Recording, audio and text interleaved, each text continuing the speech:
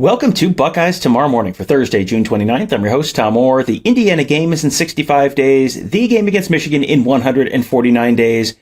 Got a couple pieces of housekeeping to start with. Ohio State announced its home game schedule and the themes of those games yesterday on Wednesday. So let's talk about those real quickly. Alumni band game, where you'll do the Quad Script Ohio. That will be the Youngstown State game on September 9th.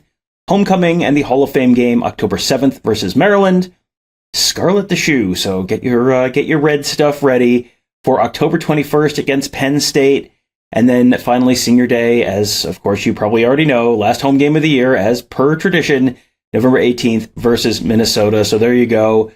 Set your calendars, plan your outfits, etc. Those are your four big themed games for this year. Now, on to the topic of today's show. With the 4th of July around the corner, what does that mean to you? Well, celebrate the independence of your nation by blowing up a small part of it. Yes, fireworks.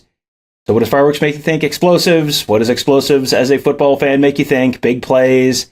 Let's talk a little bit about the most explosive plays in Ohio State football history. Went down through the record books, found some of the biggest, longest plays in Ohio State history. We're going to talk about some of them here, as well as some of our favorite memories of other big plays that might not have been the longest in Ohio State history, but were pretty explosive in their own right. We're going to be doing that with who is the biggest boom that we have on this show. Of course, it's Tony Gerdeman of BuckeyeHuddle.com. Tony, let's just start. Do you have a favorite when I say explosive play in Ohio State history? Is there one that immediately comes to mind?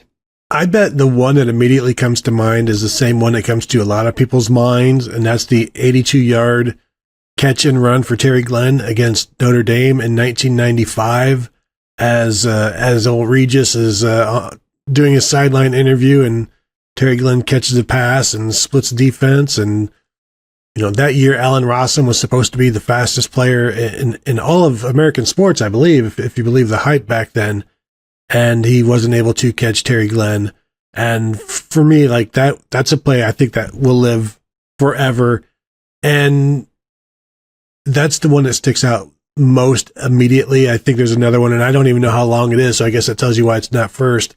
Eddie George against Illinois in 1995. I don't know if it's like maybe a 76-yarder or so, something like that, is another big one. But that lives forever as well because, Brett Musburger's call and things like that. But those are two that come immediately to my mind.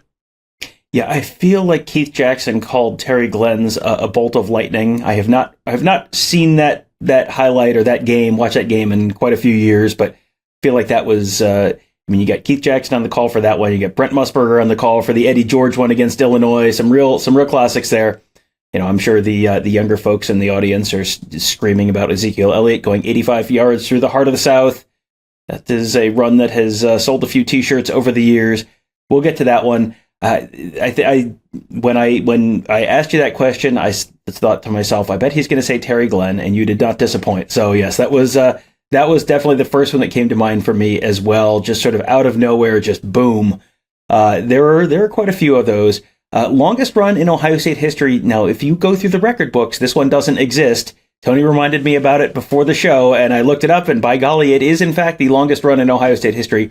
Boom Herron going 89 yards against Michigan in 2010. Now, really, it was longer than that, but there was a iffy holding penalty called on Dane Sanzenbacher that got it called back. So it was only an 89-yard run. That was the Michigan game 2010, also the game in which they most recently returned a kickoff for a touchdown. That one, a couple of things that you will not find in the record books for Ohio State. Other long runs in Ohio State history, 88 yards by Morris Bradshaw against Wisconsin in 1971. Eddie George going 87 yards at Minnesota in 1995. J.T. Barrett going 86 yards against Minnesota, also in Minnesota in 2014. And then Ezekiel Elliott's 85-yarder against Alabama in the playoffs in the Sugar Bowl in the 2014 season. Those are the only ones, other than that, above 85 yards. What was interesting to me, Tony, is there's only one play in the official Ohio State record books of 90 yards from scrimmage, which seems impossible. How can Ohio State have been playing football for since 1890 and have one play of 90 yards from scrimmage? Do you know what that play was? I do, And do you want me to spoil it or? Well, yeah, yes, go ahead by all means. It would have been Kenny Guyton touchdown pass to, I believe, Devin Smith at Cal when he started in place of JT Barrett and set the school record with 6 touchdown passes and then wasn't good enough to keep the job. Basically, after that, sent to the bench, but it was a very bad Cal team and a pretty explosive Ohio State team. And I think how many of those touchdown passes were in the first half? Was it 5, 4 or 5? And they poured it on. Yeah, that was one of those series where Ohio State has booked an opponent, and the way you schedule these non-conference series, they scheduled Cal when Jeff Tedford was at like the peak of Jeff Tedford Cal, and then by the time the series got there, Cal was not good at all, and so it looked on the schedule 10 years out like, oh boy, this is going to be an absolute thriller, and then it was 2 just kind of meh kind of games, home and away, but Ohio State did win both of those. So yes, the only play from scrimmage 90 yards or longer in Ohio State history is that long pass, Kenny Guyton to Devin Smith. Longest field goal, Tony, and there's going to be a theme developing here. The longest field goal in Ohio State history and the longest punt in Ohio State history both happened in the same place, and that place was not Ohio Stadium. So, first of all, can you tell me the location of the longest punt and longest field goal in Ohio State history? And I will tell you, this is, depending on which direction you're going, sometimes a great place to be kicking, and sometimes very much not a good place to be kicking.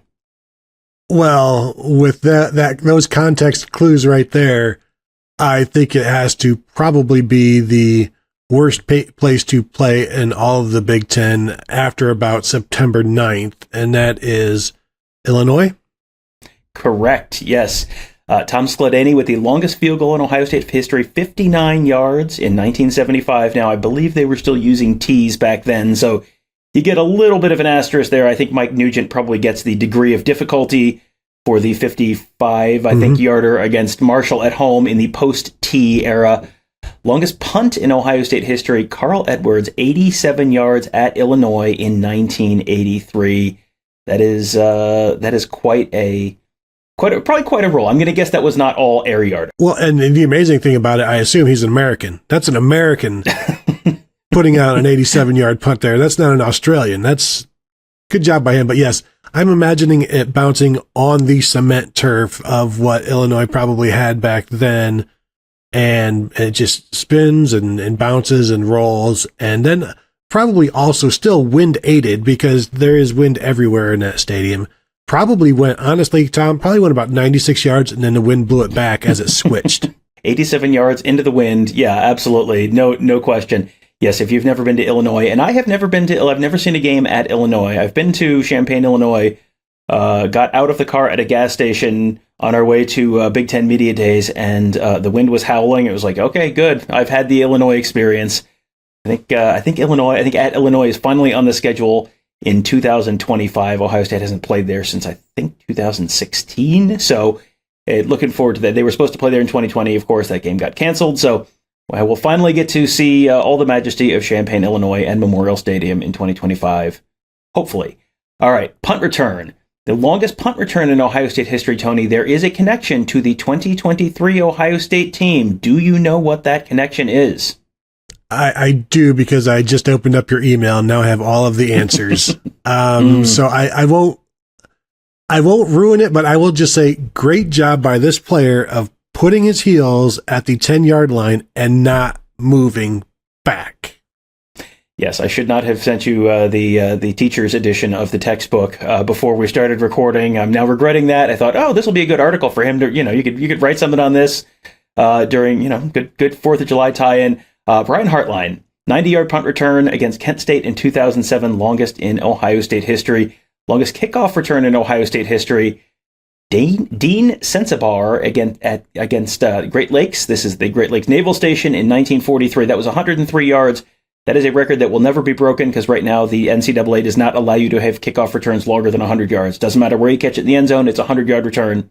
They've had 4 100-yard kick returns since then. Bill Wentz at Illinois in 1960, Carlos Snow at Pitt in 1988. I think that was the only points they scored in that game at Pitt. I believe that was the 42-7 game. Michael Wiley against Bowling Green in 1997, and Ted Ginn, again, at Minnesota in 2005. There have been 3 100-yard interception returns in school history. One of them, Will Allen against San Diego State in 2003. That was, speaking of terrible games, that was one of the worst games I have ever seen in person in the stadium. That was 16-13. And I remember writing for the Ozone at the time, going back to the Ozone office after driving down from my home in Michigan, and John Perennis apologizing to me for having me come all that way for that terrible game. It was a bad one. Marlon Kerner at Purdue in 1993 with a 100-yard interception return. David Brown at Purdue in 1986 with a 100-yard interception return. So now, Tony, we got to talk a little bit about more team achievements, not just individual achievements, team achievements. Most explosive first quarter in Ohio State history. This is one I was there for, but not covering. I was just there with some friends. This was one of the worst, most lopsided games I've ever seen. 34-0 over Florida A&M in the first quarter. Do you remember this game? Do you remember this was not at all a memorable game, but it was also so bad that it kind of turned into a memorable game. The thing that I remember most about this game is the reason Ohio State and Gene Smith scheduled it was to have the Florida A&M band perform in Ohio Stadium, except sometime prior to the game, the band got suspended, so they didn't even travel to the game. So the entire reason they scheduled this game was left back at Florida A&M. But this was, I think this is still Florida A&M, the worst opponent I've ever seen Ohio State play. And they were FCS, a bad FCS team, shouldn't have been playing this game. And it showed. I also remember in the YouTube highlights or somewhere seeing somebody dressed in like a sweatshirt and jeans, and it had to be like, 94 degrees that day. It was a warm non-conference schedule game. And I'm just thinking maybe that's a Florida person. I don't know. But that's a little bit warm for the game. Yeah, that was a very, very warm and sunny day. Noon kickoff at Ohio Stadium. I'm just going to read you the scores on the drive lengths for Ohio State's scoring drives in the first quarter. 3, 11, 25, 75, 5. And I went through the box score, so you don't have to. First drive for Ohio State, they get a pass interception in the end zone.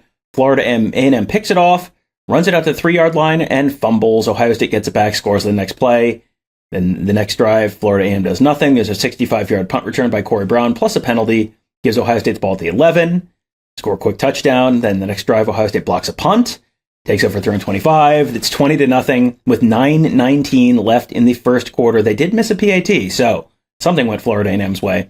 Next drive, Ohio State very clearly going, oh, Lord, there's 9 minutes left in the first quarter. We're up 3 touchdowns. We got to do something. 16 plays, 75 yards, took 7 minutes off the clock, scored a touchdown.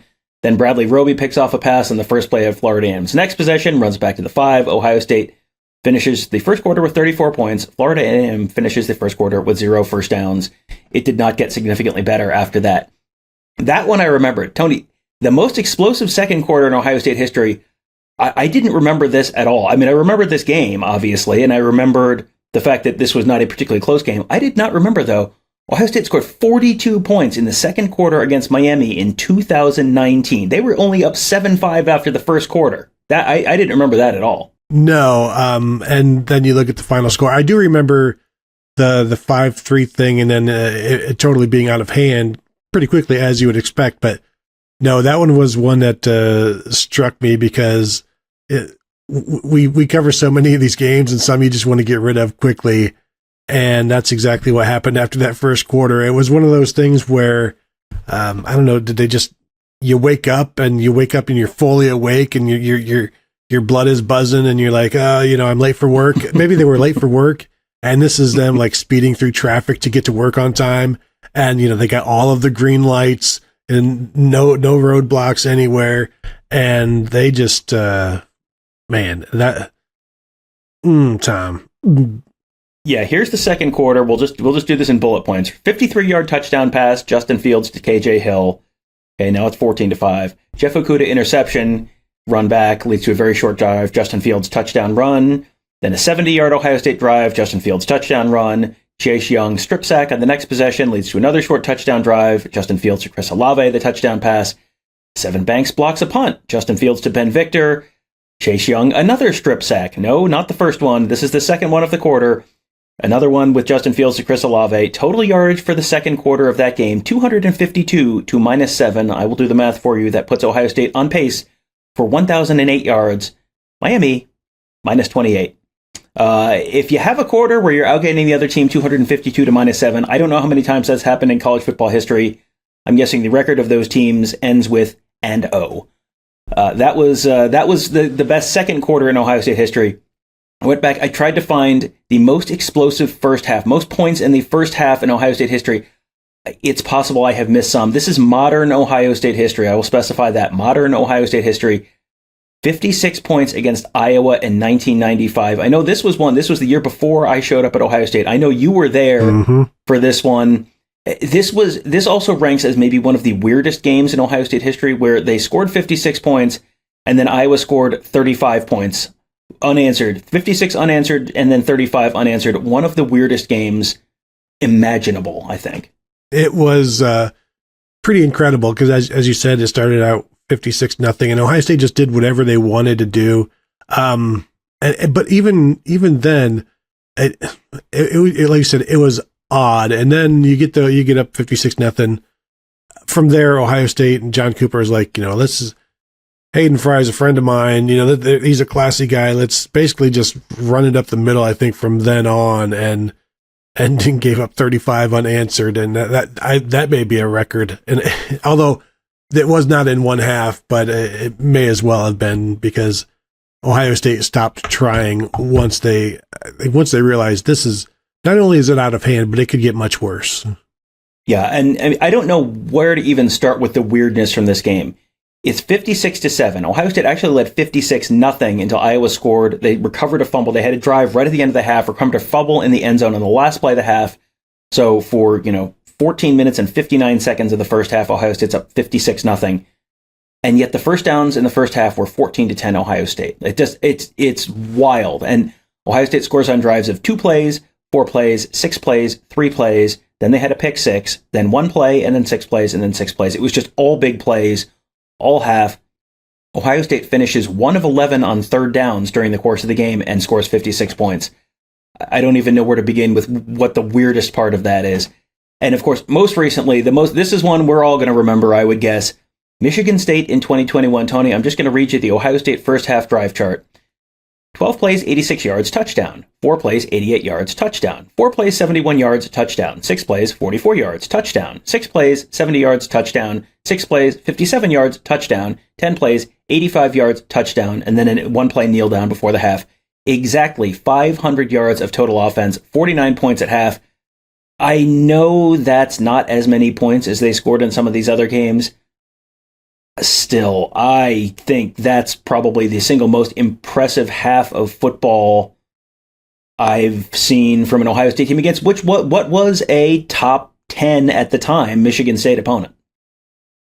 Yeah, at some point in the press box, it just became, there was just laughter after some of these plays, because it was, these were 2 different levels of football teams, even though they, as you said, Michigan State was ranked in this one, but the explosiveness, the ability to stretch the field, C.J. Stroud finding Garrett Wilson, Olave, whomever, Michigan State was just, their head was spinning, and everywhere they looked, the ball was already getting past them, and I don't even think this was in the stretch of games for Ohio State where they scored touchdowns on 19 consecutive drives during the middle portion of the season that didn't involve end of half or end of game kneel downs. This was just starting a new streak, basically. It was really incredible to watch, and one of those things you just, you shake your head at, and that's I think that's what the broadcast team was doing. That's what everybody in the press box was doing, and I'm sure the people down on the sidelines with you were just, it was hard to believe in a sense, but also, well, yes, this is Ohio State, and the skill is very, very good, but still, it was a unique experience. That was a Michigan State team that was kind of statistically not a very good pass defense, but it was like, well, I mean, they're not that bad. And it turned out that, well, in fact, Ron Howard, narrator voice, they were that bad. I think we do need to give a special, mention here to the 2014 Big Ten Championship game it was only, and I'm putting up air quotes here, only 38-0 at the half. That was as shocked as I have been by a half of football. I mean, that was, Wisconsin was favored to start that game, favored by, I think, 4 points for that game. And old time Twitter users will remember that I tweeted before that game, almost nothing would shock me other than Ohio State winning this in a blowout, and then they won 59-0. And it was 38-0, and Joey Bosa it's 31-0 right before the half. Poor Wisconsin is just trying to get the heck into the locker room, and Melvin Gordon fumbles. Joey Bosa has a scoop and score. It's 38-0, and that was when like Ohio State fans just went to plaid at that point. That was as crazy a half of football and unexpected as a half of football as I can remember. So I think that merits a special shout out, but. We've kind of caveated all of this with modern Ohio State football. There is one outside of modern history. This is 1916, so details are a little sketchy. World War I is going on. Ohio State beats Oberlin 128-0. It was 33-0 after one quarter, 67-0 at halftime. I think, to me, Tony, that's all amazing, but it's World War I. I think the most amazing thing to me about that whole thing is 5 years later, after losing 128-0, 5 years later, Oberlin became the most recent team from the state of Ohio to beat Ohio State in football, 7-6 in 1921. That is how you bounce back. That is, and you feel bad for Oberlin in 1916 for having done that. Perhaps if this was modern day, they would have just called in sick and just had the game canceled. But then to use that. And I do, you can't, it's 5 years later, so you can't necessarily use it as motivation, but I'm sure it felt awfully, awfully good for the coaching staff who, I'm sure they were still the same staff and plenty of memories of that beatdown. But, that's how you end bragging rights, is to basically beat them and be like, we're done. See ya. I think Ohio State and Oberlin might have played one more time. I don't think Oberlin is currently on a winning streak against Ohio State. Yeah, pretty sure Ohio State beat Oberlin a couple of years after that. But yeah, that is the 1921, the most recent in-state team to beat Ohio State. That's one where you can probably win yourself a bar bet somewhere in the state of Ohio with that one. So hope you guys enjoyed that. Lots of explosive plays, lots of explosive games, lots of explosive everything. So we will have another show before the 4th of July. Don't worry, have another 2 shows before the 4th of July. But figured this was a good time to talk about explosive plays. So hope you guys enjoyed that one, and hope you guys are also enjoying being members of BuckeyeHuddle.com. We do lots of fun stuff. We'll do some fun historical stuff there every once in a while, but lots of fun coverage and informative coverage, more importantly, of the modern Ohio State team, the current Ohio State team, and indeed future Ohio State teams. Covering recruiting, covering the team, covering the Buckeyes, covering the rest of the college football world, all at BuckeyeHuddle.com. So sign up today. Treat yourself to a little midsummer dive into what should be a very busy month of Ohio State recruiting. Potentially some very big commitments coming for the Buckeyes a little later on this month. So we're going to be covering all of those on this show, as well as on Buckeye Huddle, but of course, and on the Buckeye Weekly podcast as well. So make sure you are signed up for us, subscribe to our YouTube channel at youtube.com/Buckeye Huddle. Subscribe to our podcast, Buckeye Weekly, Buckeyes Tomorrow Morning. Just search Buckeye Huddle, subscribe to them all. The Skull Session recruiting podcast that Kevin and Mark do, that's fantastic as well. So make sure you sign up and subscribe to all of our podcasts, subscribe to our YouTube channel, and also at BuckeyeHuddle.com. That will do it for today. Thank you guys all for joining us. Have a great day. We'll talk to you tomorrow.